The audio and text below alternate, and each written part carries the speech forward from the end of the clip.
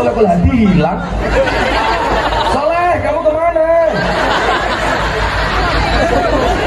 Mari ngaji dan bersolawat dari Majalengka untuk Indonesia, dari Majalengka. Oh, Kutang. Diperjelas sama jandanya, Kutang. Tidak, silahkan. Ingat, suami itu hanya titipan. Kalau tidak diambil Allah, minimal diambil mantan.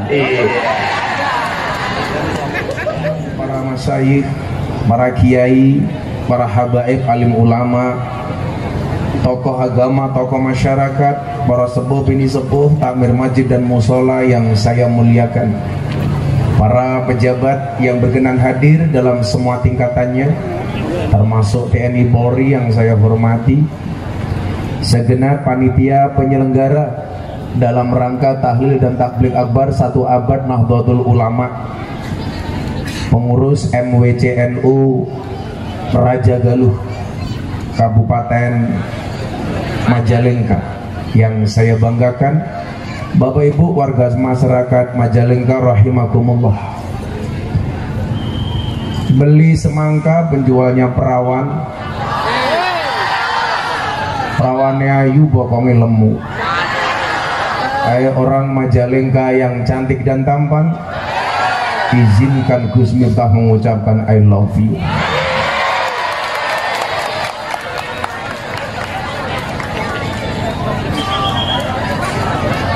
Saya sepakat dengan ketua MWCNU yang mengatakan kita dipanggil oleh Nahdlatul Ulama. Kalau kita sudah terpanggil, apapun keadaannya, hujan sekalipun, basah sekalipun, itu bukan halangan, bukan rintangan. Tapi yakinlah, hujan yang turun sore tadi itu adalah cara Allah menunjukkan cintanya Allah kepada Nahdlatul Ulama.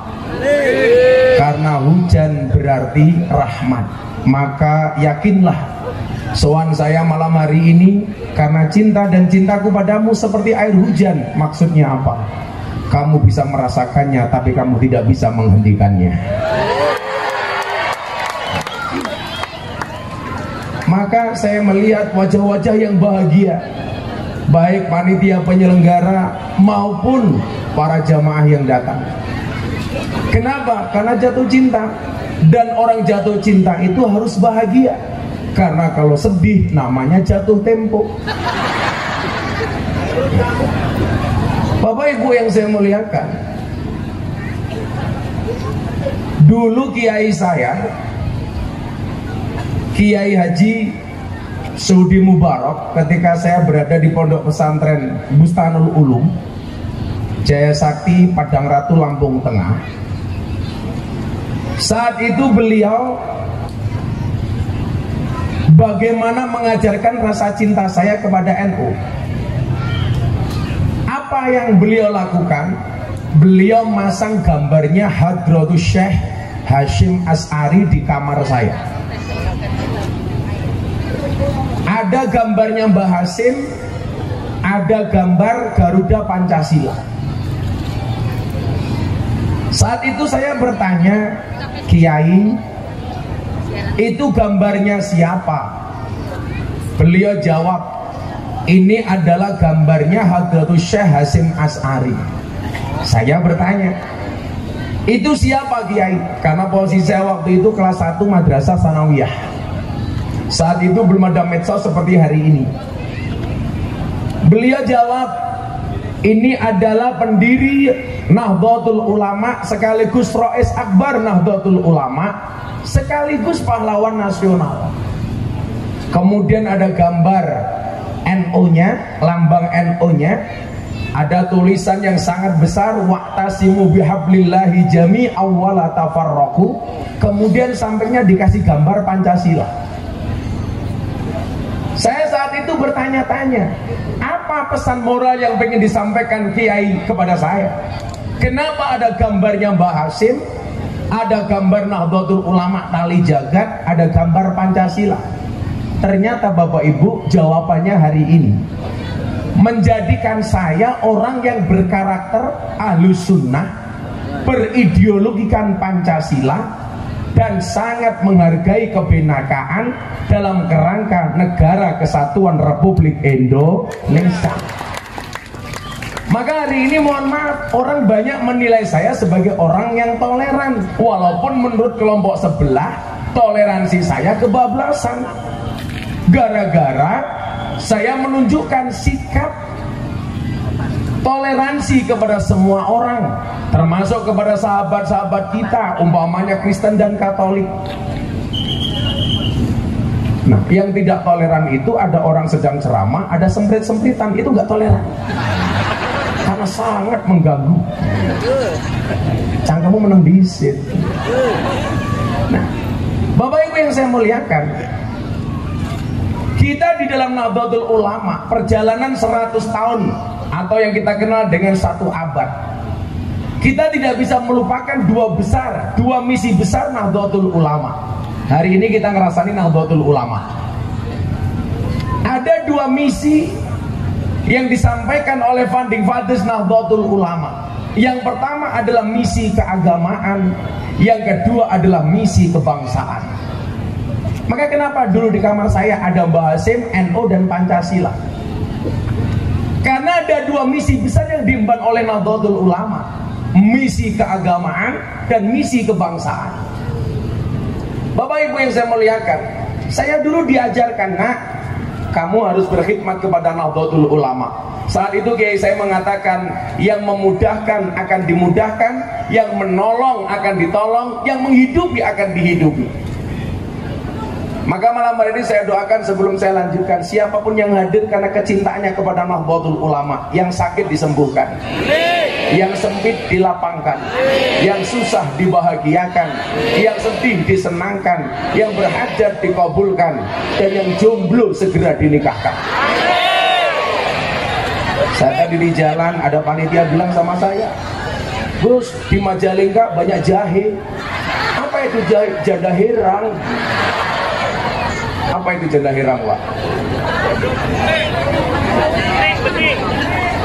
Janda kinclong gitu. Ada yang janda di sini, Bu? Oh, banyak. Karena memang hidup ini indah bila disertai dengan janda dan tawa. Apa, Pak? Oh, maksud saya itu. Makanya sekarang saya lagi seneng dengan lagunya orang Sunda, judulnya Runtah. Simba tahu Runtah? Lagu Runtah tahu? Lagunya gimana itu ya, Runtah itu? Apa, Mbak? Kulit kelir koneng, canggang asu, itu ya? Apa namanya? Canggang cawo. Terus gimana itu? Runtuna bodas timbung tarigu, bibir berem-berem.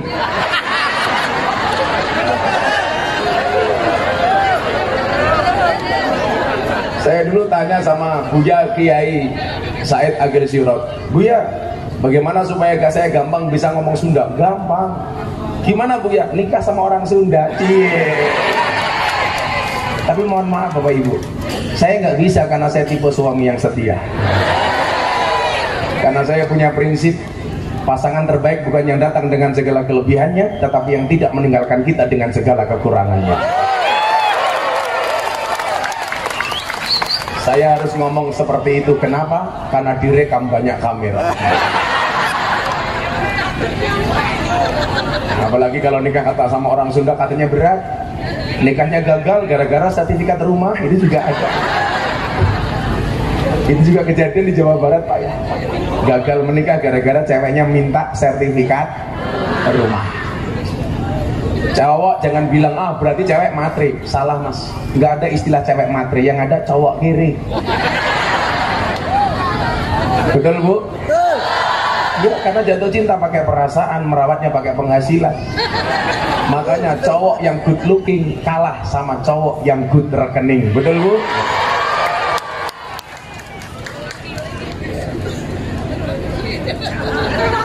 Santai mas, masih sore. Mereka kita muliakan, nanti malam kita bantai ya. Shallu ala Nabi Muhammad.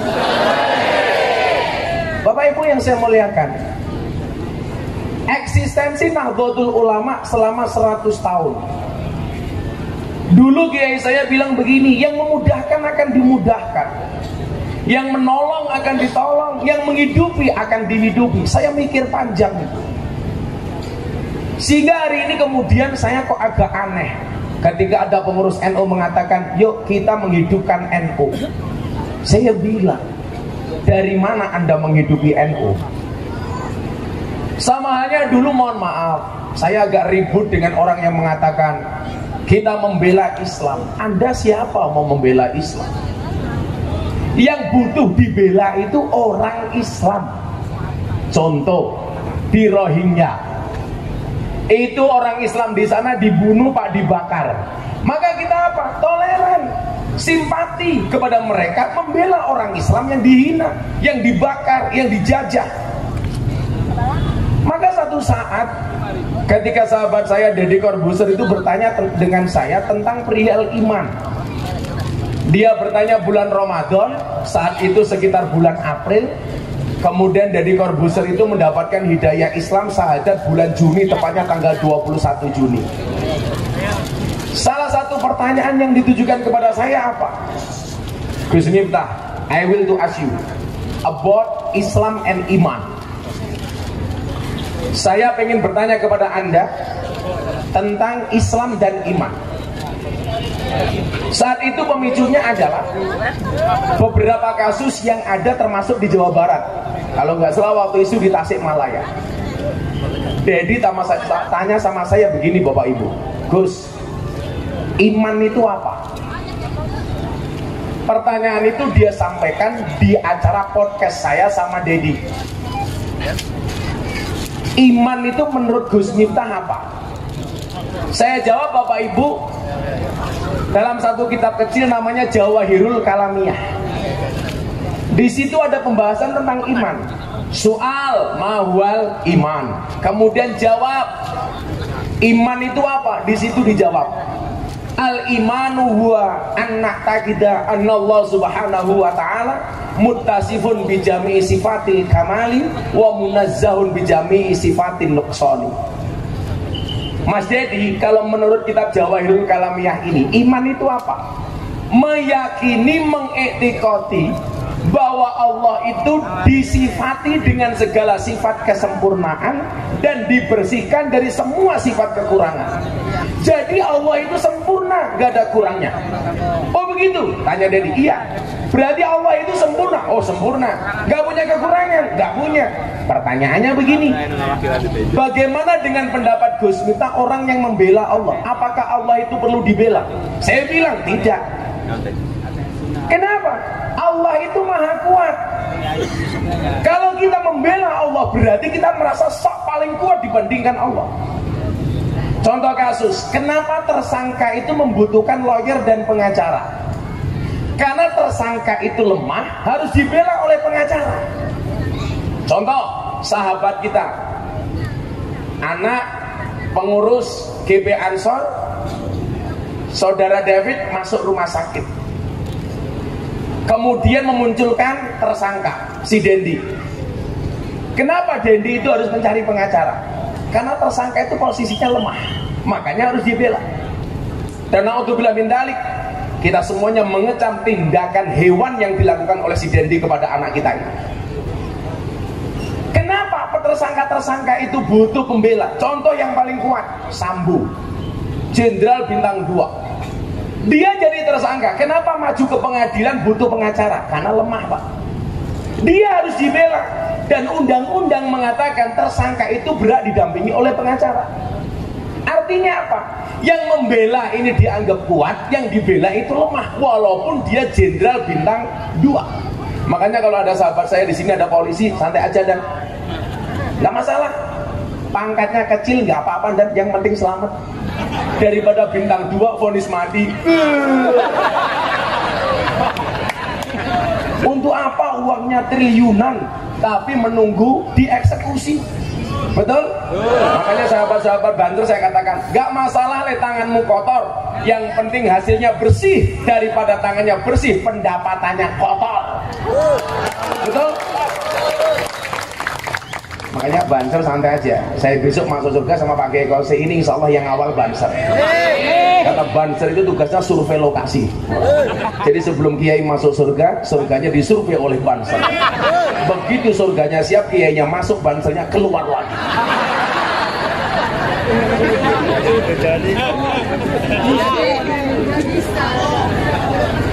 Kan lumayan Bu survei lokasi. Coba, kenapa kita itu nggak bisa membela Allah? Karena Allah itu kuat. Nah, ternyata diksi bela Allah itu berangkat dari pemahaman yang salah terhadap satu ayat yang sering dibaca oleh anak-anak Ansor. Apa? Nahnu Ansorullah. Bagaimana cara kita menolong Allah? Cara kita menolong Allah itu pemahamannya adalah dengan kita berbakti kepada Allah, menyembah hanya kepada Allah, minta tolong hanya kepada Allah. Bukan berarti kita membela Allah, apalagi membela Islam. Bukankah kita diingatkan al-yauma akmaltu lakum dinakum wa atmamtu alaikum ni'mati wa raditu lakumul islam madina. Ini agama yang sempurna, dari mana Anda membela? Makanya mohon maaf, kalau bulan puasa ada restoran buka, kemudian Anda teriak-teriak mau menutup rumah makan atas nama membela Allah. Allah nggak minta untuk dibela. Saya bilang, orang puasa itu menumbuhkan sifat sensitif, tepos liro kepada orang miskin. Kenapa bulan Ramadan kita tersinggung hanya gara-gara rumah makan yang buka? Harusnya malu kepada orang miskin. Kenapa Bapak Ibu? Orang miskin sepanjang tahun lewat depan restoran, gak kuat beli dan dia gak pernah marah. Dia melewati rumah makan Padang Bu, setiap saat matanya melihat, perutnya pengen makan, lapar, mulutnya pengen ngunyah, mereka gak pernah tersinggung. Kita puasa setahun sekali. Tujuannya apa? Supaya bisa merasakan penderitaan orang miskin. Kenapa kita harus marah-marah dan tersinggung dengan rumah makan yang buka? Maka saya bilang sama Dedi waktu itu, Mas Dedi, kamu tahu kenapa orang puasa mulutnya bau? Orang puasa itu mulutnya bau supaya lebih banyak diamnya. Maka bulan puasa yang seharusnya ditutup itu bukan restorannya, tapi mulutnya, cangkemnya. Betul? Maka kenapa dikatakan asumtu hikmah, diam itu hikmah, diam itu emas. Maka bapak-bapak santai saja, kalau besok lebaran istrimu minta emas, gampang, diam.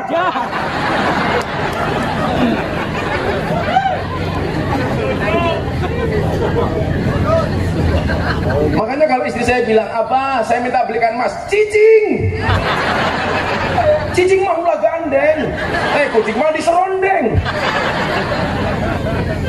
Cicing artinya apa ya? Diam. Lumayan lah. Saya bisa ngomong Sunda, seidik teng gitu ya.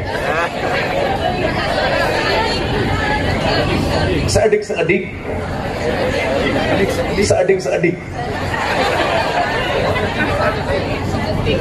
Atau ini tanda-tanda saya harus nikah dengan orang Sunda ya. Janda, kamu jangan godain aku. Ini sebelah sini apa? Ibu Bapak Fatayat. Oh, kelihatan. Kalau sini ada yang muslimat, sana Fatayat. Kelihatan. Saya membedakan Fatayat saya muslimat, Pak. Nggak perlu lihat seragamnya. Cukup dari baunya. Kalau Fatayat biasanya baunya parfum. Kalau muslimat balsem.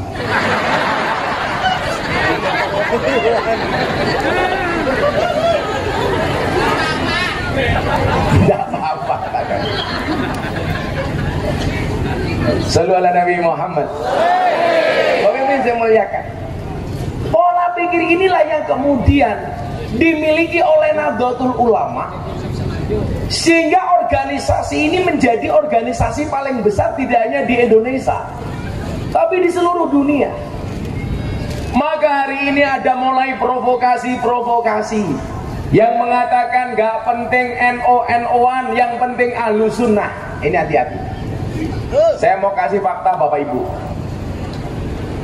Arab Saudi itu sebelum berkuasanya Syekh As-Saud yang mempunyai konsensus dan kesepakatan dengan Syekh Abdul Wahab di tahun 1744 atau 1747, Arab Saudi itu 100% ahli sunnah wal jamaah.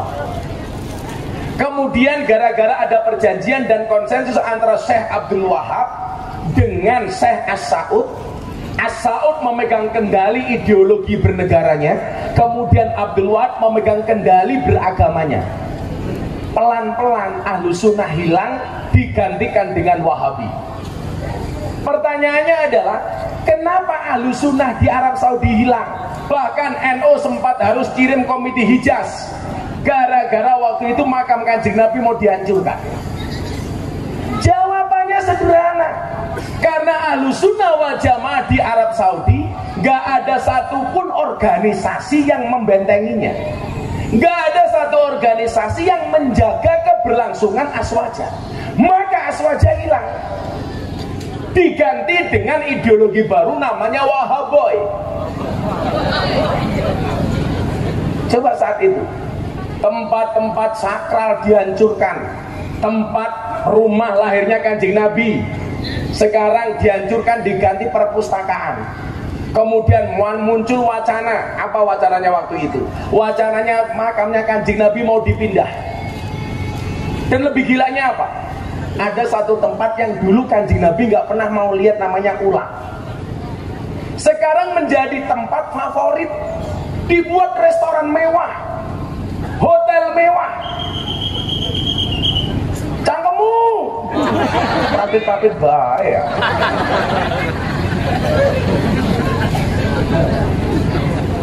Saya dapat cerita Pak, kemarin Menteri Perdagangan Republik Indonesia Pak Zulkifli Hasan itu menjadi tamu kerajaan karena ada perjanjian dagang dengan Arab Saudi. Menteri Perdagangan ini mohon maaf, dijamu di mana Pak? Di satu tempat yang dulu Kanjeng Nabi bahkan nggak mau nengok, ngelihat aja nggak mau, namanya Ula. Sekarang dibuat tempat mewah. Ini kan luar biasa. Tempat sakral dihancurkan, sementara tempat yang Nabi Muhammad tidak mau lihat justru dibuat menarik. Saya tanya, Anda di sana mengapain Pak Menteri? Saya di sana dijamu makan malam, dinner, kemudian disuguh dengan musik-musik dunia malam Pak. Jadi begitu dia makan, ada iringan musik dugem, jedak jeduk, jedak jeduk, jedak jeduk. Jadi orang Indonesia sudah bosan dengan dunia malam, mereka baru cinta dengan dunia malam. Sehingga kemudian apa? Ahlussunnah hilang.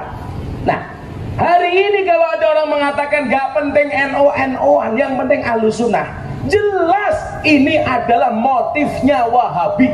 Ini adalah modusnya Wahabi. Kenapa?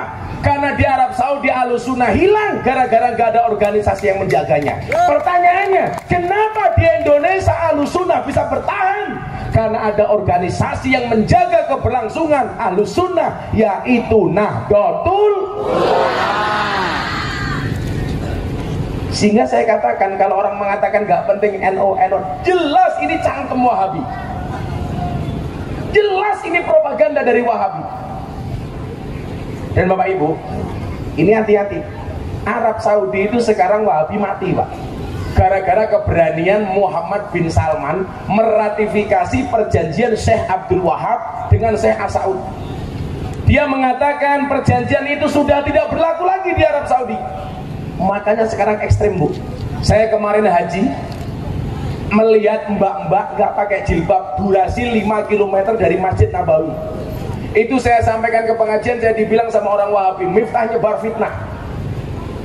Kemarin saya baru pulang umroh akhir tahun, lebih kejam lagi. Di depan Masjidil Haram, di depan hotel Zam-Zam, Grand Zam-Zam, ada mbak-mbak gak pakai jilbab. Lebih kejam lagi Pak. Saya doakan Bapak Ibu, mudah-mudahan segera dipanggil oleh Allah Subhanahu wa Ta'ala. Mana? Kalau mulut saya belum selesai sudah amin.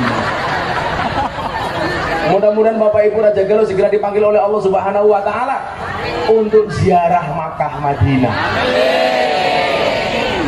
Segera dipanggil oleh Allah, amin.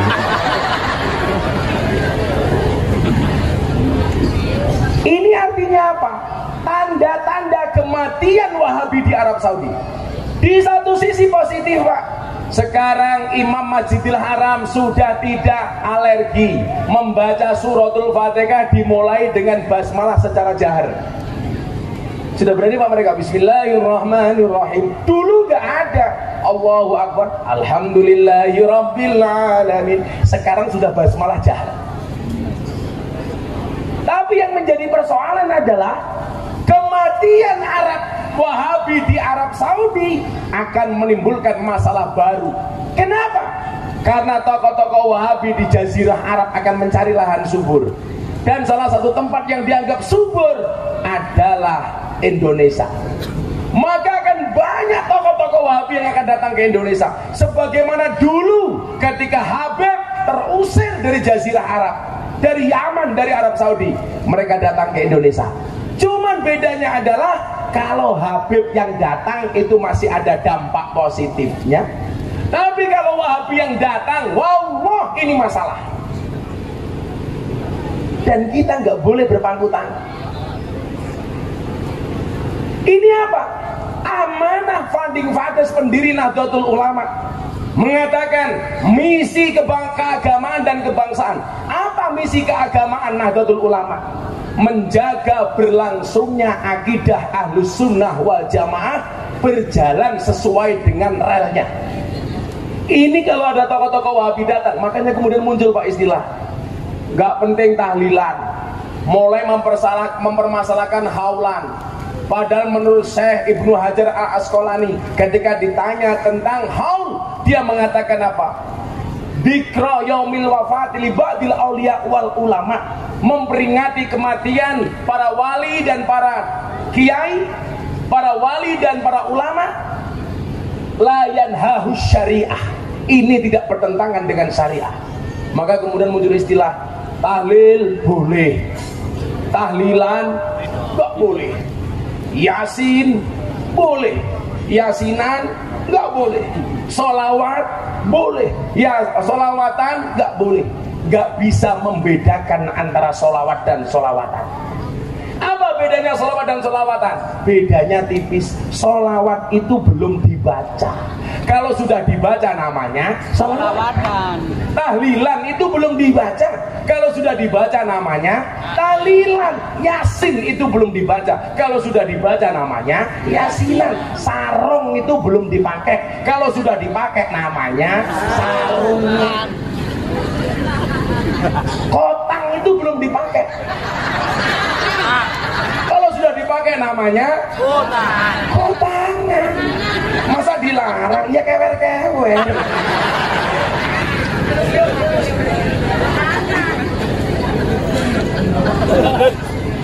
Kenapa yang gemuk tertawa? Saya bilang kotangan, Anda tertawa. Oh, kalau di sini namanya apa? Oh, kutang. Diperjelas sama jandanya, kutang.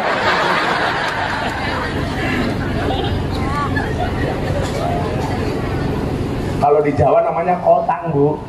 Kalau di sini kutang.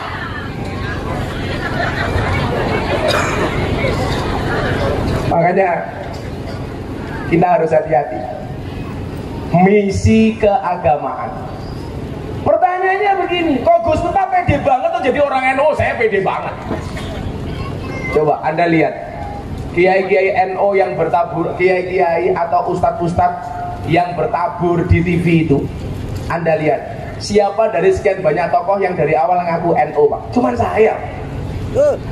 Coba Anda lihat, yang dari awal muncul ngaku NU, cuman saya. Saya nggak ada urusan. Banyak saya punya teman di televisi, kenapa kamu nggak ngaku NU? Aduh Gus, nanti kalau ngaku NU, jalan dakwah kita terbatas. Ah, kacangan lu. Kamu harus belajar dari martabak dong. Martabak yang manis saja masih bisa dikacangin, yang spesial saja masih bisa dikacangin. Kalau saya santai saja, jadi orang NU itu santai saja. Ingat, kesenangan bisa dibeli, tapi orang menyenangkan susah dicari. Dan karakter orang NU itu menyenangkan, Pak. Kenapa? Karena idolanya rata-rata Imam Abu Hasan Asadili. Makanya dakwanya orang NU itu asik Pak, karena yang dicontoh Imam Abu Hasan Asadili yang punya Sadiliyah.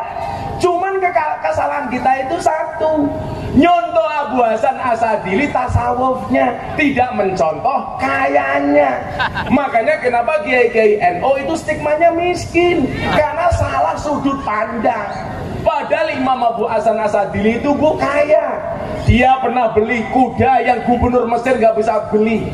Dia beli pakaian mahal, tasnya mahal, sepatunya mahal, semuanya mahal. Kalau kiai-kiai NU sebaliknya Pak, atas nama zuhud. Kalau saya Abu Hasan Asadili tasnya Hermes, sepatunya Louis Vuitton, tasnya Dior. Coba kalau kiai NU, sarungnya gajah duduk, sandalnya Lili dan Swallow, tasnya ada tulisannya Konvencap NU Majalengka.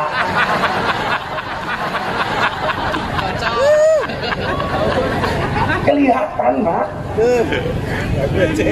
Maka dulu pas saya zaman Pak Kiai Said masih jadi ketua umum PBNU kan saya sering ke sana. Saya bilang, itulah Kiai, kalau kita mau bikin acara pasti kendalanya masalah uang. Itulah bedanya pengacara sama Kiai. Kalau pengacara masalah jadi uang, kalau Kiai uang jadi masalah. Makanya kemarin Pak, ini saya mau cerita sebelum saya lanjutkan. Saya diajak sowan sama Gus Kausar kepada Kiai Nurul Huda, Kiai Dah Jazuli Pelosok.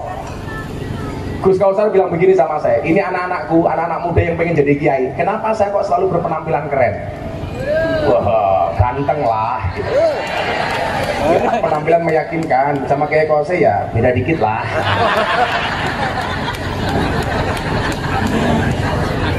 Pak Kiai umurnya berapa Pak Kiai? 90? 80? Keren. Padahal Kanjeng Nabi bilang akmaru ummati ba'baina siddin was-sab'in. Umur umat itu antara 60 sampai 70 tahun. Beliau 80 tahun enggak mati-mati, Masya Allah. Keren sekali dia ini. Apa Kiai? Ada luar sah. Oh, yang benar Kiai. Kalau lihat cewek cantik masih bisa Kiai. Iya. Beliau ini santrinya Mbah Zubair. Mbah Zubair itu bapaknya Mbah Maimun. Beliau satu kelas dengan Mbah Dimyati Rois Kendal, betul Kiai ya? Ya. Sekelas malah, sekelas. Masya Allah. Kita nggak pernah tahu. Dan ingat, mati itu syaratnya tidak harus tua. Yang muda juga bisa duluan. Sampai nomornya berapa? 45. Saya 41. Selisih 4 tahun sama sampean. Pak siapa namanya? WPC. Solehul Hadi 45, Gus Miftah 41. Mati syaratnya tidak harus tua. Maka walaupun saya lebih muda dibandingkan Pak Solehul Hadi, bisa jadi yang mati Solehul Hadi duluan.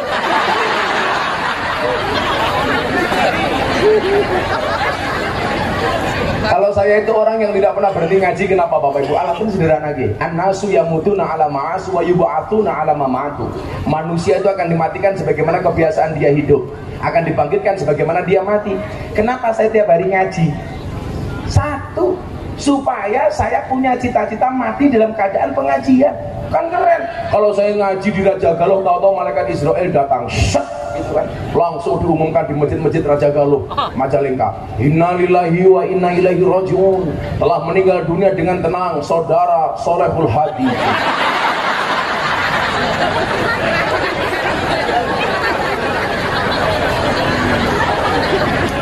Kita doakan Pak Solehul Hadi panjang umur. Jadi orang sedunia mati, Solehul Hadi hidup sendiri.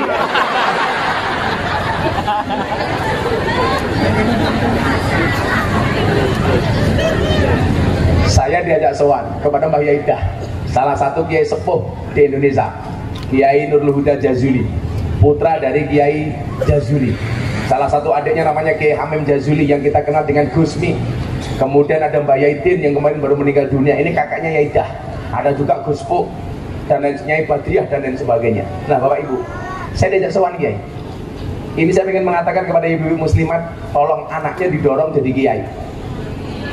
Saya doakan jadi kiai semua anaknya, amin.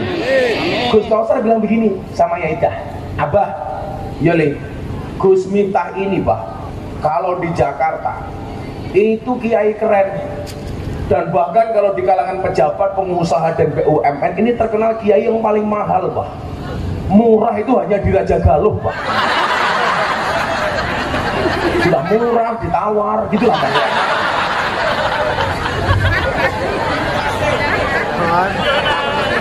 Ya maklum NU.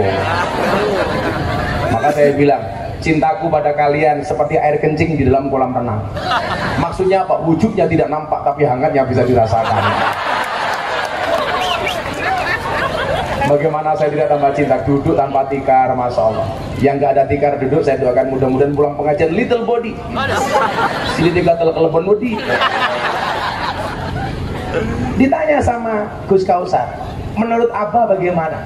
Jawabannya Ida waktu itu apa? Harus ada kiai yang ambil keberanian kayak Gus Miftah. Kenapa? Jangan dikira kiai NU itu desa semua. Makanya coba Anda lihat Bapak Ibu, yang bisa wirawiri di acara-acara infotainment seperti hot celebrity, selebritas silet, nggak banyak. Itu di RCTI setajam silet itu kan. Apa? Silet apa silet? Silet. Nggak banyak, Pak. Kenapa? Karena selama ini seolah-olah NU itu di pinggiran, NU itu miskin, NU itu nggak asik. Saya hanya pengen bilang sama orang Indonesia, NU itu juga keren. Buktinya apa? Sekarang kita mampu bersaing dengan teman-teman non NU di televisi. Makanya jangan kaget kalau ada kasus-kasus di yang viral, yang ditanyakan siapa? Kita, Pak, sebagai kiai NU. Kayak kemarin terakhir yang viral, yang tadi saya bilang, pernikahan gagal gara-gara minta sertifikat rumah. Wartawan tanyanya kepada kiai NU. Saya masih di Mekah ditelepon, Gus, bagaimana pandangan Gus Miftah selaku kiai NU tentang perempuan yang gagal menikah gara-gara minta sertifikat rumah? Coba, ini yang belum menikah Anda paham. Sejomblo-jomblonya kalian segera berakhir, amin. Di mana berakhirnya kalau tidak di pelaminan, minimal di pemakaman. Gak usah pacaran, Mas. Saya dulu juga gak pernah pacaran, istri saya cantik. Saya zaman kuliah paling gak laku. Waktu itu saya bilang, dibully sama teman-teman saya, dasar Miftah jomblo. Saya bilang, sorry, bintang itu indah untuk dilihat, bukan untuk dimiliki. Ya. Di saat yang lain malam minggu pacaran, saya ke masjid, saya dibully, dasar Miftah jomblo. Saya bilang, sorry, saya jomblo bukan karena saya nggak laku, tapi karena memang nggak ada yang mau. Tapi hari ini saya katakan kepada mereka, Pak, di balik kesuksesan seorang laki-laki akan ada banyak mantan yang menyesali. Iya. Tahu gitu aku sama Gus Miftah bel. Tapi kalau Pak Kiai beda. Di balik kesuksesan seorang laki-laki ada doa dari seorang istri, betul? Itu artinya semakin banyak istri, semakin banyak yang mendoa. Setuju Ibu? Oh, boten. Santai aja. Saya selalu menganggap perempuan itu suci seperti sajadah. Kenapa? Karena di atasnya lah laki-laki bisa beribadah.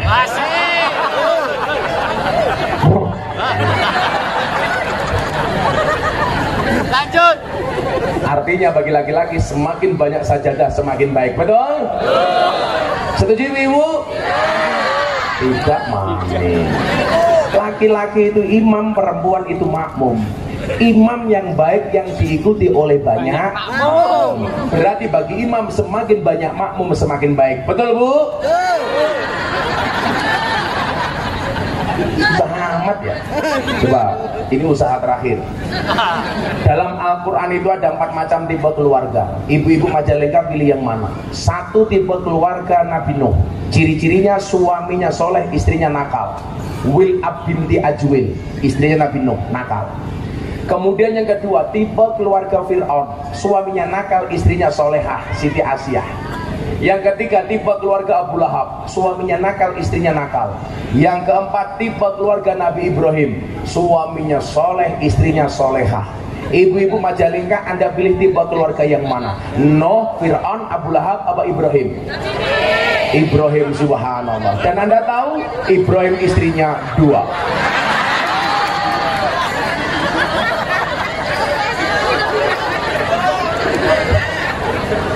Ibu-ibu di depan langsung teriak, enggak jadi Ibrahim Gus, Fir'aun bukan apa. Jagalah istri, jangan kau sakiti. Jagalah suami, jangan sampai berpoligami. Setuju Bu? Pak polisi tolong dicatat, ibu-ibu setuju dengan lagu saya? Boleh saya lanjutkan Bu? Boleh. Jagalah istri, jangan kau sakiti. Jagalah suami, jangan sampai berpoligami. Bila suami menikah lagi, hati istri sedih sekali. Dunia terasa hampa, suami dibagi dua. Namun bila istri rela, semuanya akan berpahala. Allah pasti membalasnya, surga sebagai jaminannya. Setuju?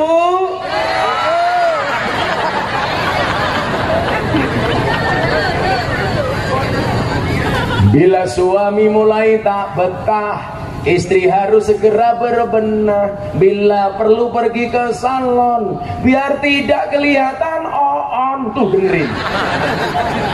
Kalau mau pengajian ketemu Gus Miftah, ya Allah alisnya kayak mic besar banget. Tapi kalau di rumah di hadapan suaminya Pak, ya Allah. Ibu, ingat kata Gus Miftah, tetaplah make up dan dandan walaupun kamu sudah punya pasangan. Ingat, di luar sana pelakor lebih menakutkan daripada hantu kuburan.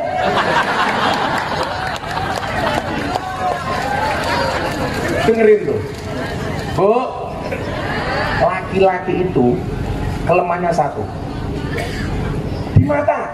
Perempuan kelemahannya di mulut. Makanya kenapa perempuan tuh kalau menangis Pak, yang ditutupi mulutnya. Perempuan menangis ditutupi mulutnya. Kalau laki-laki menangis ditutupi matanya. Kenapa perempuan kalau menangis ditutupi mulutnya? Karena perempuan sadar diri. Dosa paling besar seorang perempuan berangkat dari mulutnya. Kalau laki-laki menangis yang ditutup matanya. Karena laki-laki sadar dosa paling besar seorang laki-laki berangkat dari matanya. Buktinya apa? Laki-laki kalau di luar lihat cewek cantik dia akan teriak, wow.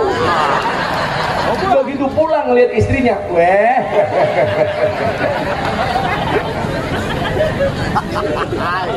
Yang saya curiga ada cowok Raja Galuh menangis yang ditutup mulutnya.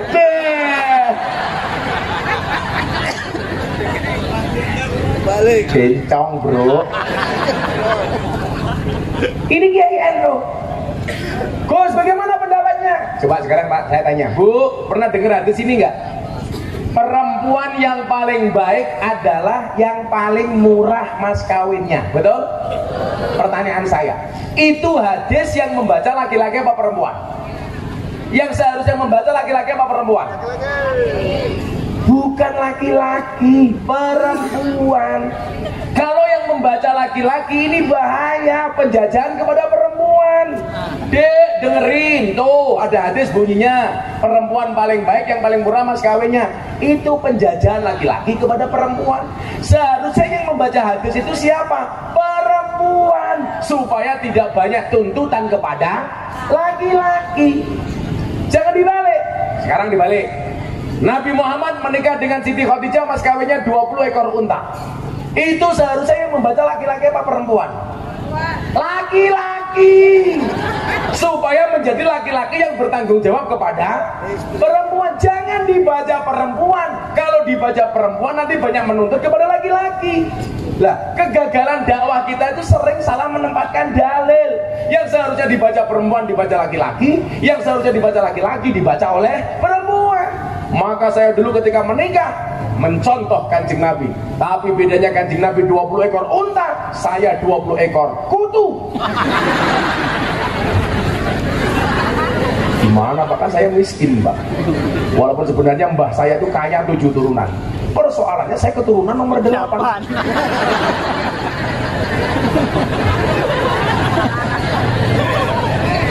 Itulah yang sering saya sampaikan kepada kalangan para artis. Istri yang baik itu adalah istri yang siap diajak menderita oleh suaminya. Betul? Tapi ingat, suami yang baik tidak akan pernah mengajak istrinya menderita. Betul Bu? Kemarin ditanya lagi Pak, gara-gara banyak kasus perceraian. Gus, sebenarnya perempuan itu boleh bekerja apa enggak? Boleh. Tapi saya mengharamkan istri saya bekerja, khusus saya. Boleh dong saya suaminya Pak. Kenapa Gus istrinya nggak boleh bekerja?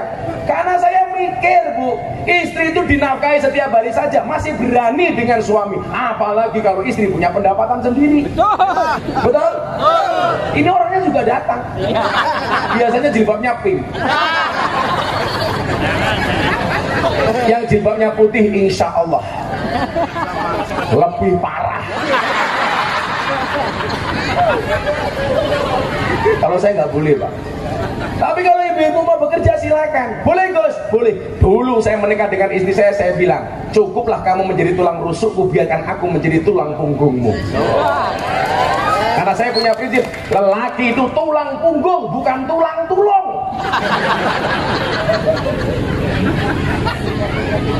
Tapi kalau ibu-ibu mau bekerja silahkan. Ingat, suami itu hanya titipan. Kalau tidak diambil Allah, minimal diambil mantan.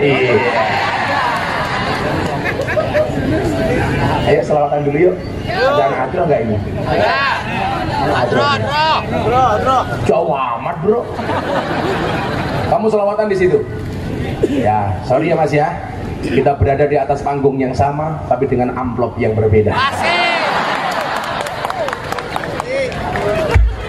Ibu-ibu minta lagu apa? Runtah? Saya itu dari tadi mau ngopi gagal paham. Masa itu tuh kuing? Kok Soleh Kulhadi hilang? Soleh, kamu kemana?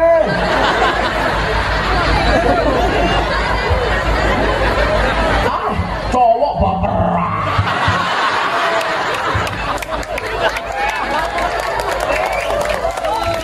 Orang main itu jangan baperan kayak Gus Miftah tuh, kalau baper udah mati dari dulu. Coba, kalau saya itu baperan Mas, ngaji di lokalisasi dibully, dibantai, ngaji di klub malam dibantai, mengislamkan Deddy Corbuzier dibantai, ceramah di gereja dibantai, Miftah kafir. Saya bilang nggak masalah, syahadat lagi, selesai. Repot amat. Saya pas ceramah di gereja tuh kayak diposting sama Mas Deddy Corbuzier, dikomentari 100.000 kali, semuanya mencaci maki saya. Saya sakit hati. Oh tidak, kenapa? Komentarnya tidak pernah saya baca.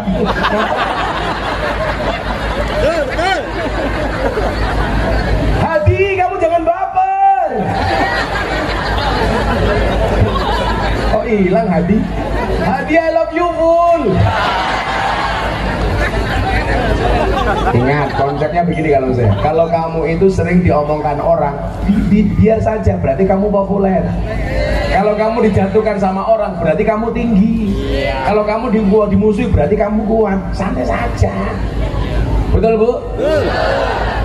Lanang baperan.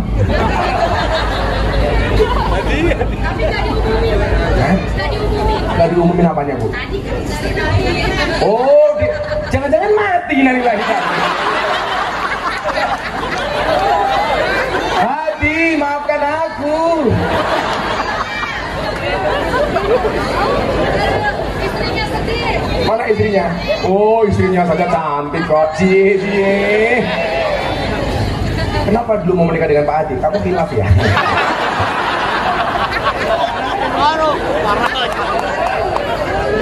Kalau saya itu orangnya fair, Bu, suka ngerosting dan biasa di roasting. Saya biasa. Hidup juga itu. Nah, Hadi kesini. Kamu jangan pergi. Oh, kencing tadi ternyata kencing. Kamu bilang tersinggung, kencing banget, kencing, nggak tersinggung.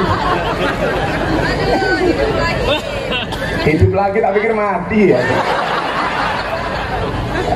Di jasnya NO, saya doakan masuk surga. Jasnya.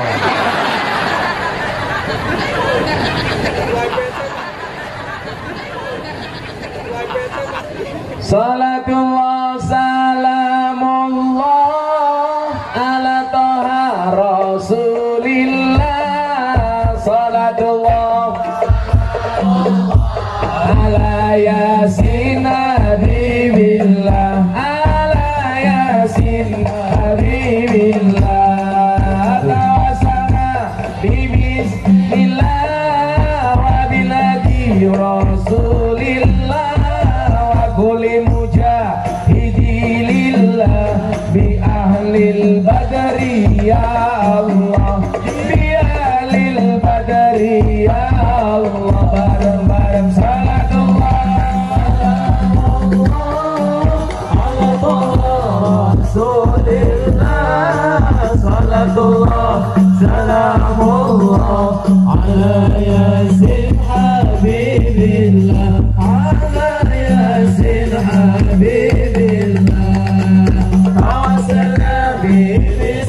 الله وبالهدي رسول الله وكل مجاهد لله بأهل البدر يا الله البدر يا الله.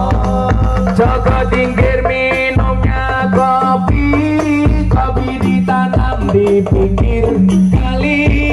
Ayo berpikir tentang negeri ini, kalau bukan kita siapa lagi? Kalau bukan kita siapa lagi? Salatullah salamullah ala toha rasulillah. Salatullah salamullah ala yasin habibillah. Ala yasin habibillah. Tawassala bibizillah wa bilhadi rasulillah wa kulli mujahidin lillah bi ahlil badri ya Allah. Bi ahlil badri ya Allah. Jalan-jalan di pedesaan, desanya aman bersih terjaga. Sucikan hati, tetapkan iman. Merah putih melekat di dada, merah putih melekat di dada. Salatullah salamullah ala toha rasulillah. Salatullah salamullah ala yasin habibillah. Ala yasin habibillah. Tawassalna bibizillah wa bilhadi rasulillah. Kulli mujahidillah bi ahlil badri ya Allah. Bi ahlil badri ya Allah. Bunga cantik di dekat taman, beragam warna memikat hati. Mari rawat kebinekaan demi keutuhan NKRI, demi keutuhan NKRI. Salatullah ala rasulillah. Salatullah salamullah ala yasin habibillah. Ala yasin habibillah. Tawassalna bibizillah wa bilhadi rasulillah wa kulli mujahidin lillah bi ahlil badri ya Allah. Bi ahlil badri ya Allah. Minum kopi rasanya nikmat, beli semangka di tengah desa. Mari ngaji dan bersolawat dari Majalengka untuk Indonesia. Dari Majalengka. Salatullah salamullah ala toha rasulillah. Salatullah salamullah ala yasin habibillah. Ala yasin habibillah. Tawassalna bibizillah wa bilhadi rasulillah wa kulli mujahidin lillah bi ahlil badri ya Allah. Bi ahlil badri ya Allah. Raja Galung undang Gus Miftah. Asik. Solehul Hadi lumayan gagah. Yeah. Tapi sayang walaupun gagah, istrinya tidak nambah-nambah.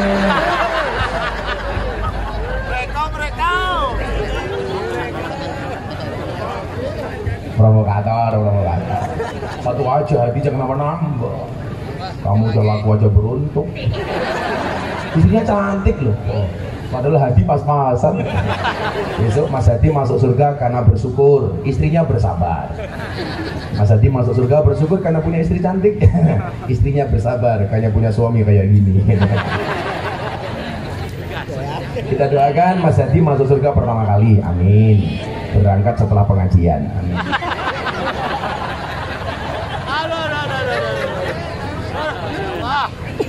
Bapak Ibu, lanjut. Di Majalengka kalau pengajian sama jam berapa biasanya?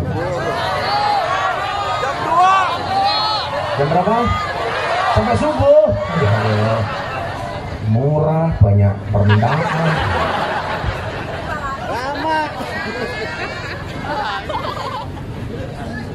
Ya, saya sampaikan ini. Saya pernah nulis 5 jenis orang yang mengaku Nahdlatul Ulama. Kan tadi saya bilang, kema kita hari ini ngerasani NU. Mudah-mudahan kita semuanya diakui sebagai umatnya Mbah Hasyim Asy'ari. Kan dikatakan almar'u ma'aman ahabba ayyuh syarul mar'u ma'aman ahabba. Seseorang itu besok di hari kiamat akan dikumpulkan bersama orang-orang yang dicintainya. Anda mencintai Kanjeng Nabi, besok hari kiamat bareng Kanjeng Nabi. Anda mencintai Mbah Hasyim Asy'ari, besok hari kiamat bareng Mbah Hasyim Asy'ari. Satu gampang saja. Kalau saya besok punya cita-cita mati ditanya, "Miftah, man rabbuka?" Tak jawab, "Aku ikut Mbah Hasyim Asy'ari." Kalau Sholehul Hadi beda. Tanya mungkin akhirnya, Sholehul Hadi, "Man rabbuka?" Kamu jawab, kamu nanya.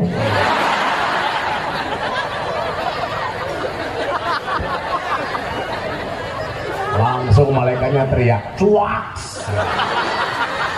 Cangkemmu. Ada malaikat muda ini.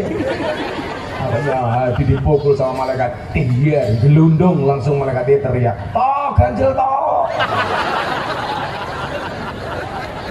Sekarang itu Pak, apa-apa viral dan enggak gitu loh. Aku Raja Galuh ya, kalau kalian harus viral itu mbok viral dengan prestasi, bukan sensasi. Sekarang apa-apa viral, nyanyi satu lagu viral, begitu sulit, kita kan sulit viral. Fajar, kamu berapa bersaudara? 4. Yang paling tua siapa? Bapak.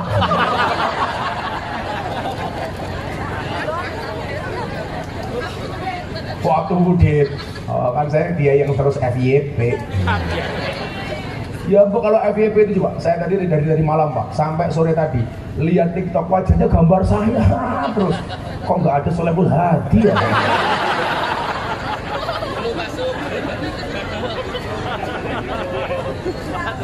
Enggak, loh, kiai-kiai NU itu sekarang harus paham logaritma, harus paham insight, harus paham FYP. Ya karena sekarang dakwah yang paling efektif itu bil medsos. Saya pernah ceramah di PBNU, saya bilang metode dakwah itu kan berkembang Mas. Dulu zaman Nabi bil lisan, khatibun nas biqadri uqulihim. Kemudian zaman sahabat bil kolam, sudah mulai nulis, membukukan Al-Quran, membukukan hadis. Kemudian banyak tulisan. Zaman Wali Songo bisa kofah dengan menggunakan budaya. Kemudian hari ini apa? Bil medsos dengan menggunakan media sosial. Coba Pak polisi di belakang kita ini punya pistol, tembak 1 peluru itu hanya bisa nembus 1 kepala. Bahkan di Jakarta 5 peluru meleset semua. Nggak paham. Coba kalau kamu punya postingan medsos Bu, hari ini kamu pengajian sama Gus Miftah, kemudian kamu posting 1 postingan bisa nembak jutaan kepala. Nah kita itu teman-teman Ansor Banserli itu kurang sadar. Loh kamu punya medsos yang di follow yang enggak kebaya merah. Pakai lihat kebaya merah. Linknya ada di Sholehul Hadi kayaknya.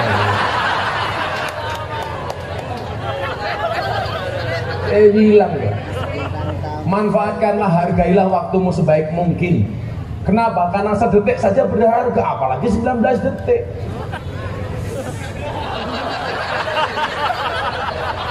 Mereka nggak paham. Katanya al-waktu asmanu minadz dzahabi, waktu adalah uang. Makanya kalau saya ngajak ketemu Pak Hadi, yuk ketemu, saya nggak ada waktu Gus, berarti Sholehul Hadi nggak punya uang. Makanya Pak Hadi kalau besok istrinya minta uang dikasih waktu. Karena waktu adalah uang. Jadi santai banget Bu. Coba, yuk kita galakkan ini.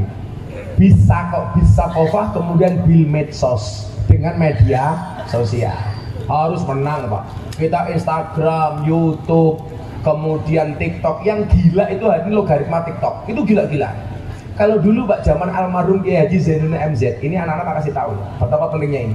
Dulu Zainuddin MZ dikatakan dai sejuta umat. Umpamanya. Itu dulu ukurannya apa? Ya kalau pengajian yang datang jamaahnya banyak, nggak ada ukuran logaritmanya. Sekarang nggak bisa. Anda dikatakan dai sejuta umat, followermu berapa? Itu bisa dilihat dari follower. Kemarin NO Kreatif membuat survei, siapakah Kiai NO yang paling banyak followernya? Tetap nomor 1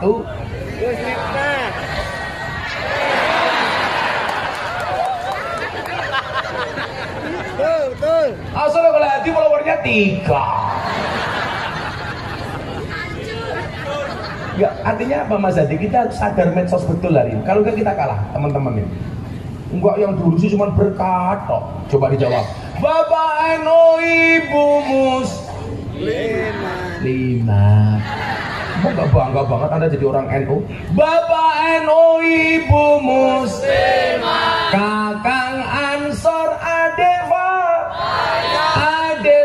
tayat tahlilane saben malam pulang tahlilan pada bawah berkat rahmat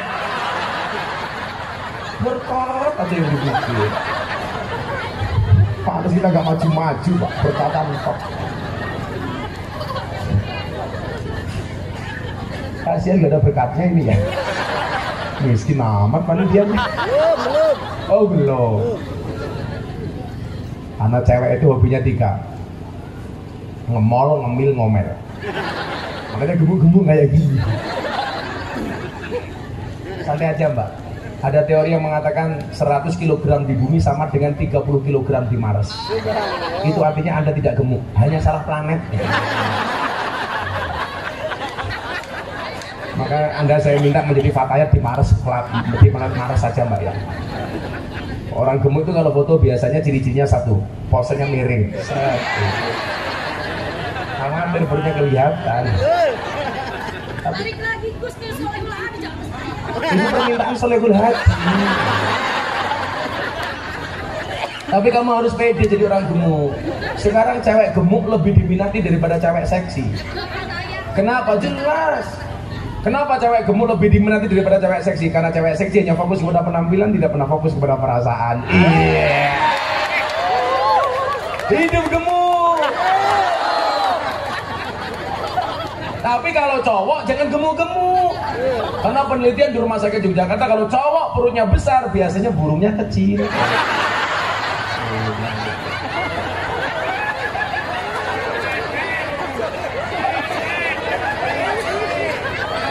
Soalnya ya Allah.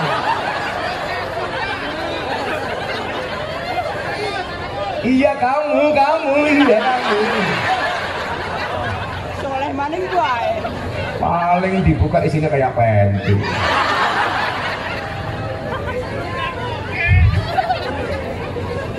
Jadi sekali lagi ya Pak, kita harus paham logaritma supaya orang NU itu dakwahnya segera berkembang. Saya itu senang dengan orang-orang yang mencoba memviralkan ceramahnya kiai-kiai, itu keren itu.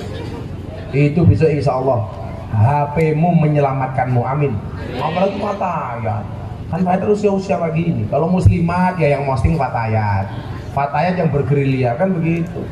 Yang dimulai kiai-kiai NU, kamu follow-nya ya Gisel.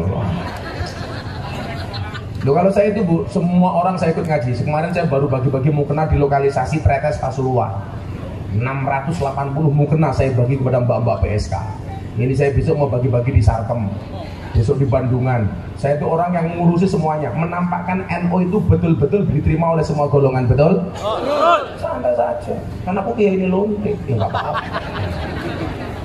Artis-artis ngaji sama saya, kayak Raffi Ahmad, Anang Asanti, Atta Aurel. Yang baru-baru malah janda-janda. Wika Salim, Aura Kasih, Nikita Mirzani, Selin Evangelista. Yang paling baru idolanya Solihul Hadi. Ini Cinta Luna.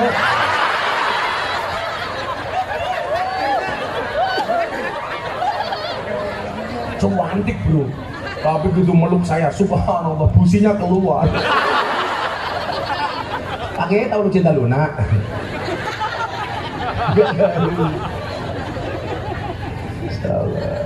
5 jenis orang yang mengaku NU. Ini pernah saya sampaikan di Muktamar NU kemarin. Alhamdulillah saya banyak terlibat di Muktamar kemarin. Termasuk saya nyumbang belangkon saya untuk NU. Saya lelang belangkon, saya sumbangkan ke panitia Muktamar. Belangkon saya lagu berapa bu? 900 juta. Pamer matamu, pamer. Pamer. Ini gimana saya nyumbang belangkon pak? 900 juta. Belangkonnya saja 900 juta. Apalagi sarungnya, apalagi isinya. Isinya belangkon goblok.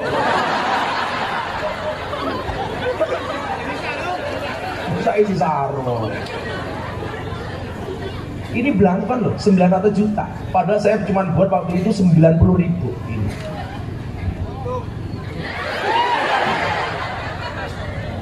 Padahal ya bau sih. Lelang alas. Kalau paling aku 200.000. Ini Muktamar NU kemarin. Makanya kan saya dapat salah satu penghargaan dari Muri, dari Lebrit, itu salah satunya belangkon. Kan saya dapat 4 penghargaan dari Lebrit pak.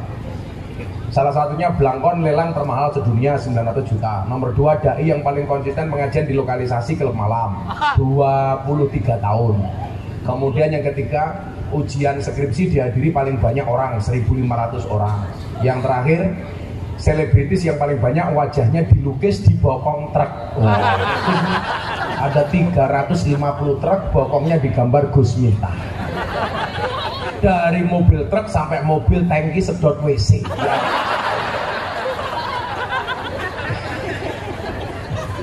Ada mobil tangki Pak Kiai, ada gambarnya Gus Miftah, ada selangnya di mulutnya. Ada tulisannya, silitmu adalah rezekiku. Ya gak apa-apa lah, bokong truk saja bisa ngasih barokah. Apa? Truknya Solihul Hadi. Kamu punya truk? Gambarnya Gus Miftah malah Nikita Mirzani. Tak pikir Solihul Hadi nutup mulut karena malu, ternyata pamer cincin.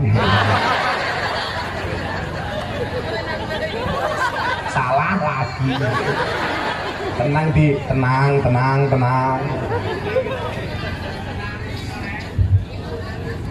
5 jenis orang yang mengaku NU.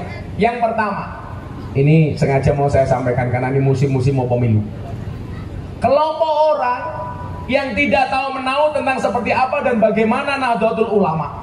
Namun mereka sangat mencintai NU. Ketika ditanya pria siapa dirinya,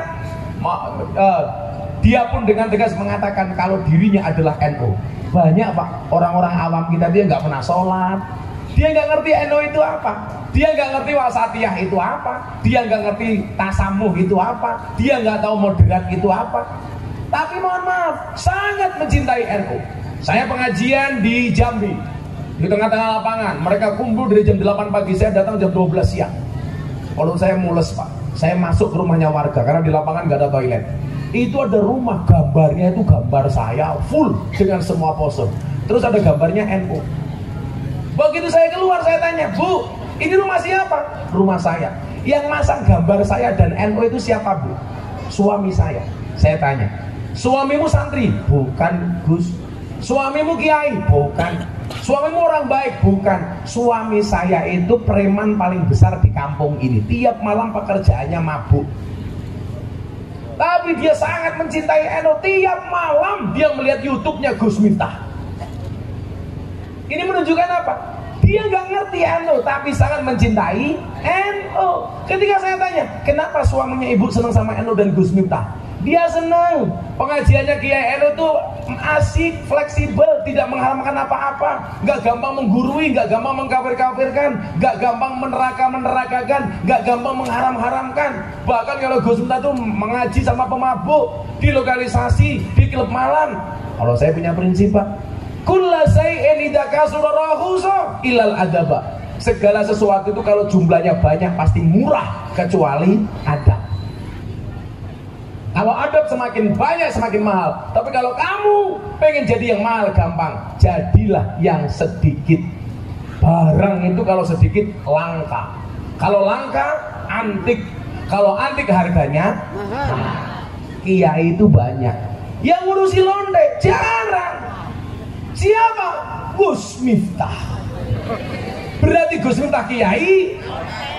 Kiai mahal, mah kiai londe kepriman. Cangkeman. Kiai londe.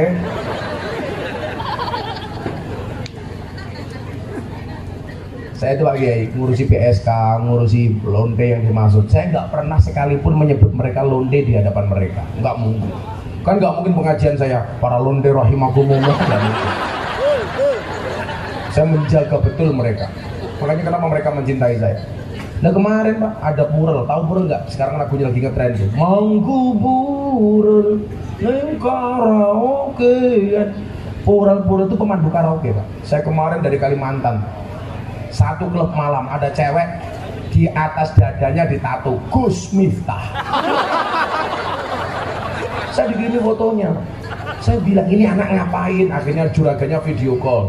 Ketemu mbaknya. Iya mbak, Gus saya ngefans sama Gus Miftah. Buktinya apa nih? Dada saya tak tato Gus Miftah. Pas di atas payudaranya. Coba. Saya tanya kenapa kamu tato seperti itu? Loh, dulu saya pernah ikut pengajian Gus Miftah. Seseorang itu besok di hari kiamat akan dikumpulkan bersama orang-orang yang dicintainya. Iya. Kita tidak bisa bersama di dunia Gus, tapi saya yakin kita bisa bersama di akhirat. Ya Allah. Saya langsung ngelus dadanya istri saya. Ya Allah. Saya bilang, tato kamu tuh bagus mbak, tapi sayangnya satu. Apa Gus sayangnya? Kurang turun dikit.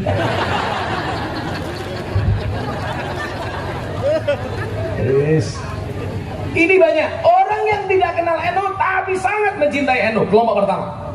Kemudian kelompok kedua, kelompok orang yang tahu tentang seperti apa dan bagaimana sebenarnya Nahdlatul Ulama.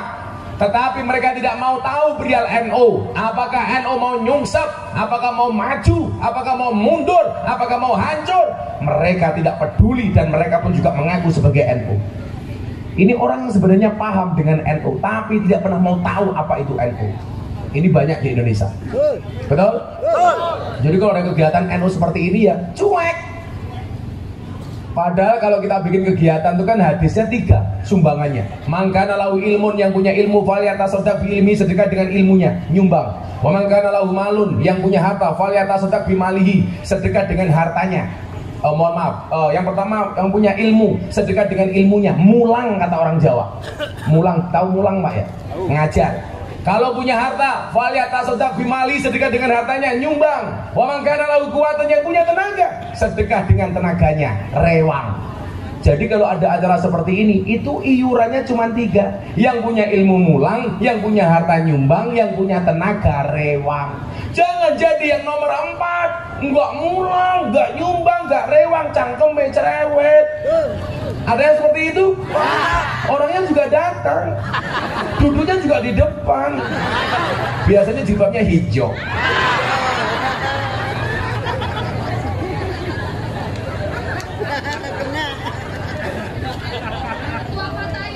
Oh, ketua Fatayat. Masya Allah. Ternyata yang cerewet ketua Fatayat Bapak Ibu rahimahullah. Kulit kulir keneng cangkang jauh, huntun nabodas tipung tarik, bibir berem-berem jawir hayang, panan coklat kopi susu. Kalau ini juga kopi susu, kopinya diminum, susunya dilirik. Iya. Ini orang yang tahu NU tapi nggak peduli dengan NU. Kemudian yang ketiga, kelompok orang yang hanya sekedar ingin memanfaatkan kebesaran NU demi untuk mengejar popularitas dan ambisi pribadinya dalam urusan jabatan. Tetapi sesungguhnya mereka ini tidak pernah peduli terhadap NU. Politisi dan politikus serta calon penguasa, slogannya biasanya adalah menghidupi NU, padahal hanya sekedar mencari hidup dari NU. Betul? terutama mau masuk musim politik mendadak NU. Betul? Kalau mau nyalon sowan kiai, begitu jadi lupa dengan kiai. Betul? Itulah bedanya pilkada dengan pilkabe. Pilkada kalau jadi lupa, kalau pilkabe lupa jadi.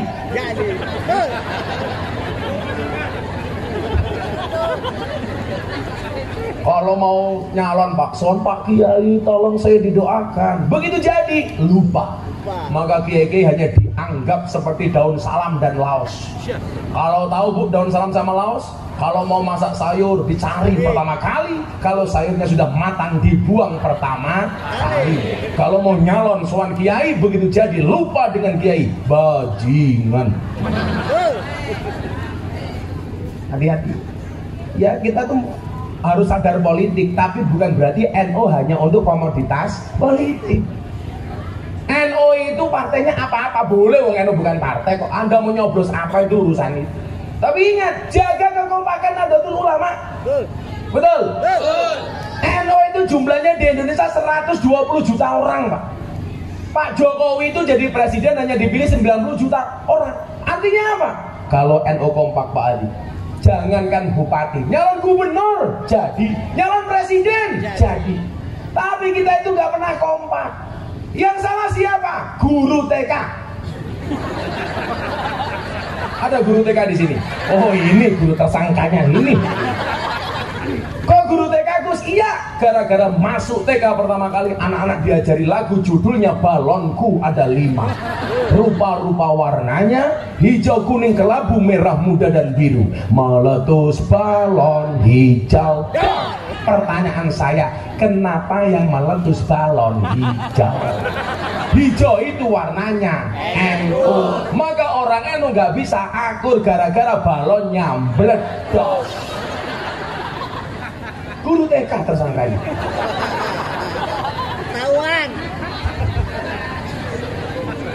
Walaupun dulu kiai saya bilang, nak, kalau kamu cari istri, carilah istri yang profesinya guru. Loh kenapa kiai? Kalau kamu punya istri guru enak, nak.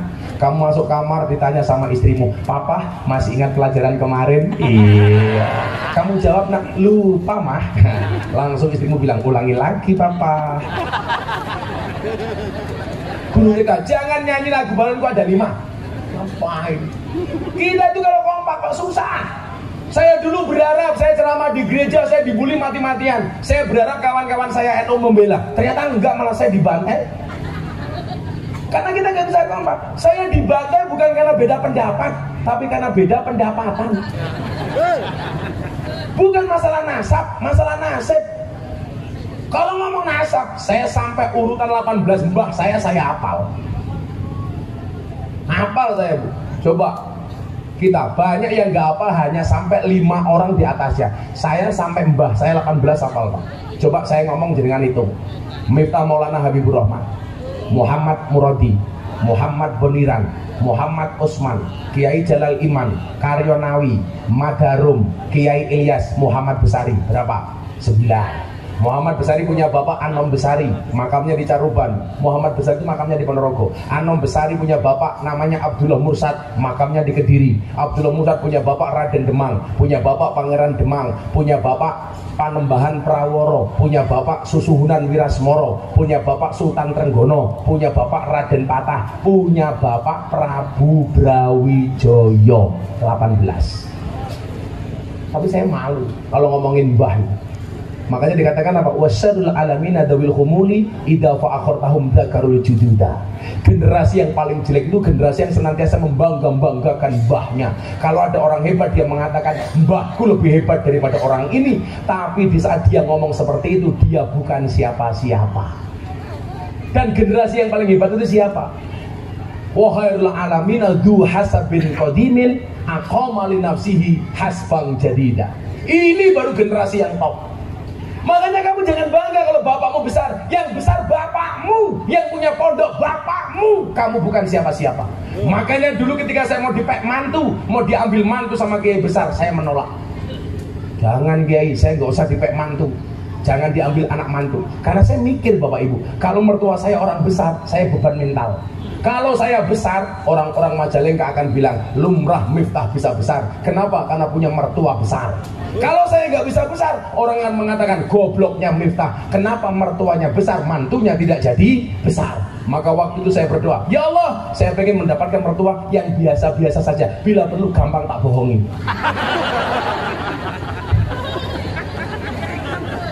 Gak apa-apa, mertua saya udah paham.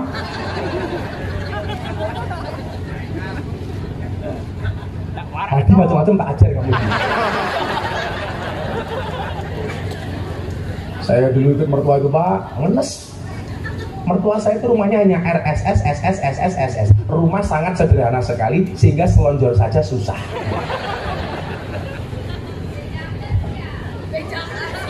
Apa? Dibedakan. Pak Warekno.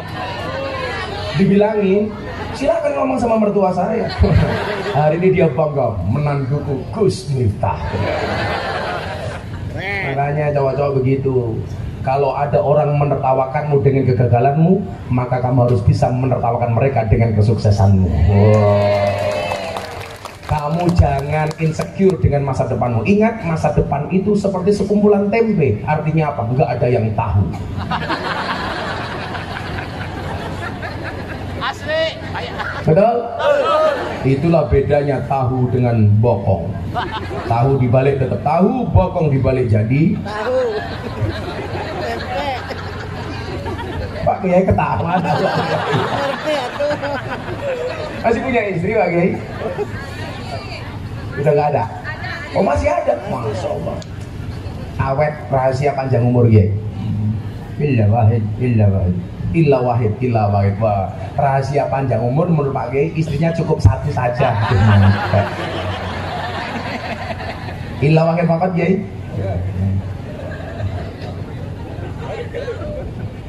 Ila jannah. Ila jannah. Kalau paling Pak Kiai ngomong seperti itu karena direkam kamera.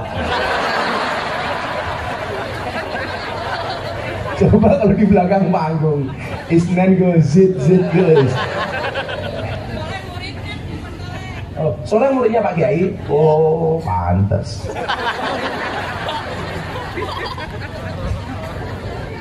Dulu dapat ilmu pelet dari Pak Kiai.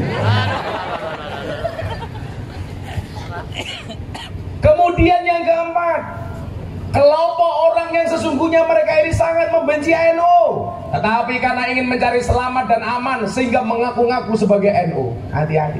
Sekarang bukan NU, wah gayanya bikin musabakoh membaca kitab kuning. Betul? Ini orang yang sebenarnya benci dengan NU. Hati-hati, orang kualat ini besok. Padahal mereka benci dengan NU, benci dengan tahlilan, benci dengan sholawatan, benci dengan yasinan dan lain sebagainya. Naudzubillah min dzalik.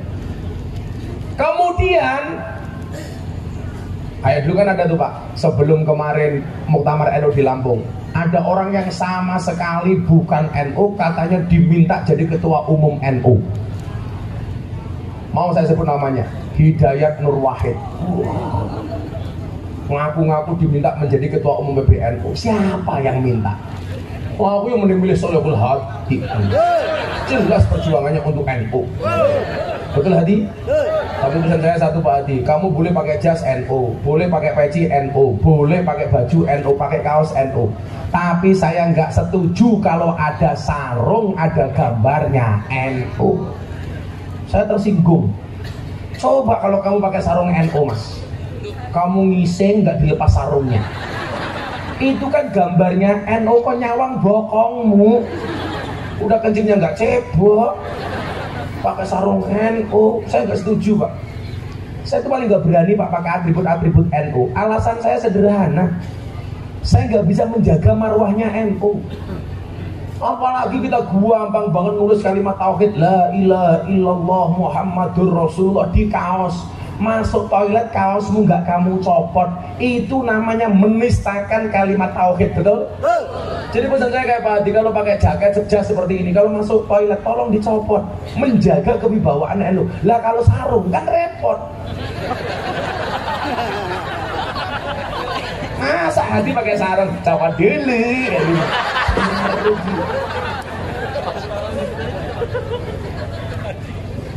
Kita itu latah Bapak Ibu membuat undangan pernikahan.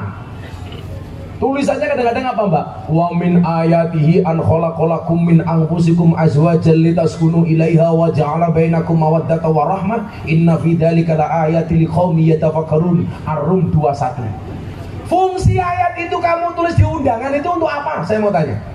Padahal undangannya kalau dibaca biasanya dibuang. Berarti kamu melecehkan ayat Al-Quran. Betul? Gak usah lah, supaya kelihatan islami Gus. Lah kalau mau kelihatan islami lagi gampang. Besok kalau kamu didandani wajahnya kayak kubah masjid. Bukan ayatnya kamu eksploitasi. Mau bikin undangan itu yang simpel saja. Mohon kehadirannya atas pernikahan Solihul Hadi dengan yang kedua. siapa bojone Rane ya? Bojone siapa? Siti. Oh, ada lagi Siti namanya Yeti. Oh Yeti, kamu bilang Siti, ayo. Hadi istrinya 2, ayo.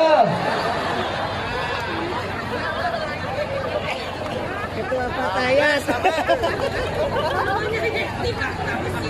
Namanya Yeti ngakunya Siti. Ketua Fatayat provokator. Saya curiga sama Hadi. Jangan-jangan istrinya 2. Padahal Pak Kiai bilang ila wahid faqad, ila wahid faqad. Saya itu punya pengalaman ila wahid ya. Jadi saya dulu pas haji umroh itu di depan Ka'bah ditanya sama askar polisi Arab, min aina jita? Jitu min Indonesia. Dari mana Anda datang? Saya dari Indonesia. Ditanya kam zaujatan lak, istrimu berapa? Ila wahid faqad. Dia bilang goblok ente. Orang Indonesia cantik-cantik kenapa istrinya cuma 1? Kan kamu gagah. Waduh, kurang ajar. Saya ditanya lagi, anak kamu berapa? Baru 1. Oh pantesan istrinya cuma 1 nggak bisa bikin anak. Kurang ajar. Akhirnya di depan Ka'bah saya berdoa, ya Allah ya Rob, saya minta karena anak saya waktu itu usianya sudah 10 tahun Bu, nggak punya adik. Akhirnya saya berdoa di depan Ka'bah, ya Allah ya Rob, saya pengen anak saya, istri saya pulang hamil ya Allah. Bagaimanapun caranya istri saya harus hamil ya Allah. Begitu masuk kamar, istri saya baru mandi. Saya bilang sama istri saya, Beb. Istri saya jawab, iya say. Saya rajim. Saya bilang sama istri saya, kamu nanti di depan Ka'bah kamu berdoa ya, minta supaya kamu pulang hamil. Iya bah, nanti saya akan berdoa mudah-mudahan saya hamil. Saya bilang sama istri saya, tapi itu bunda, kalau cuma berdoa nggak hamil.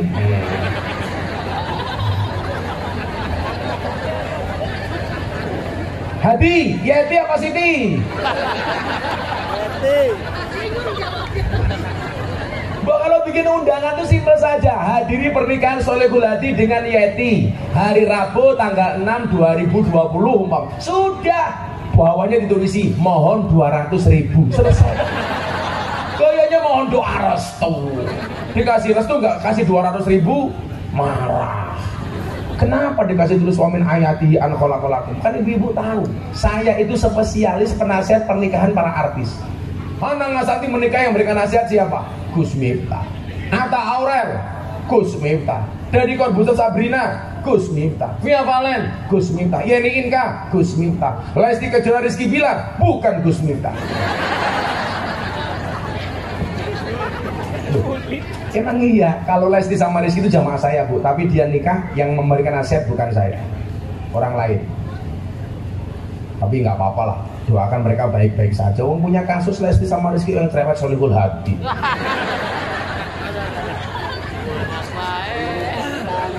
Kenal lagi. Kata Solihul Hadi, tadi malam saya mimpi apa ya Allah? Jadi bintang tamu. Sih. Kok kamu benci banget sama Hadi ya? Jangan-jangan cinta kamu nggak sampai ya? Iya. Oh kakak. Ya, biasanya begitu sih. Kalau nggak diterima cintanya biasanya ngakunya kakak.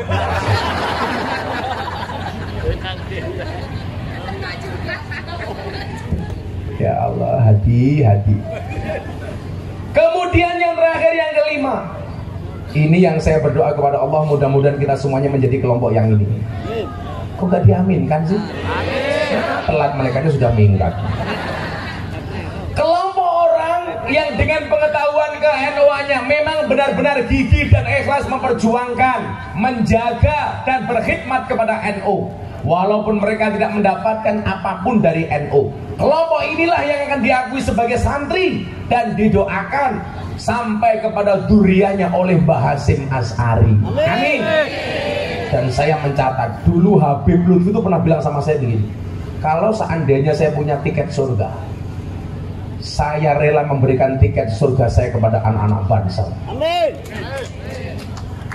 Banser itu top nih, pakai pendidikan, seragam beli sendiri, berangkat pengajian awal sendiri, ngawal kiai, ngatur jamaah.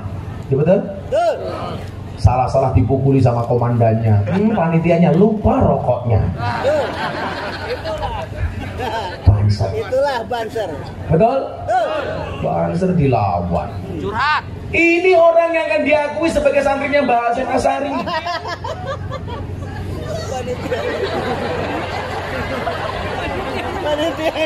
Ini Mas Zainal, ini teman saya sekolah di Busanul Ulum di Lampung sana, Mas Zainal Alimin. Nah, ini betul-betul orang-orang ikhlas, duduk di bawah, makannya belum jelas. Makanya Bantu itu undang-undangnya satu, berani mati tapi jangan sampai lapar. Disegani. Untuk apa disegani kalau nggak ada lauknya? Jadi Bapak Ibu, kita nggak bisa menghidupi NU, tapi yang benar adalah kita berkhidmat kepada NU. Kalau orang mengatakan yuk kita memperbaiki NU, yang diperbaiki itu bukan NU tapi kita memperbaiki diri di dalam NU. Yang ada kita mencari hidup dari NU. Coba, mohon maaf, jas ada NU-nya laku, kaos ada NU-nya laku, peci ada NU-nya laku. Kita yang cari hidup dari NU. Makanya jangan pernah mengatakan memperbaiki NU, tapi memperbaiki diri di dalam NU. Apa sih yang gak dimanfaatkan sekarang Pak? Gaya panitia ziarah makam wali. Kenapa kita ziarah? Karena kita mencintai wali. Halah enggak. Banyak panitia ziarah wali bukan karena mencintai wali, tapi karena mencari keuntungan dan bati. Betul? Ada-ada saja. Ada cinta wali, yo nyari selisih margin.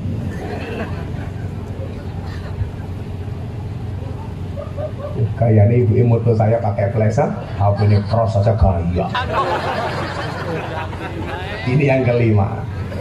Jadi merujuk pada 5 klasifikasi tersebut, mari bermuhasabah diri. Kira-kira kita termasuk orang NU yang jenis mana? Jawabannya ada diri kita masing-masing. Yo selawatan yo. Minta lagu apa? Ya lagunya orang NU aja yuk. Lagu yang sering saya populerkan, saben malam Jumat.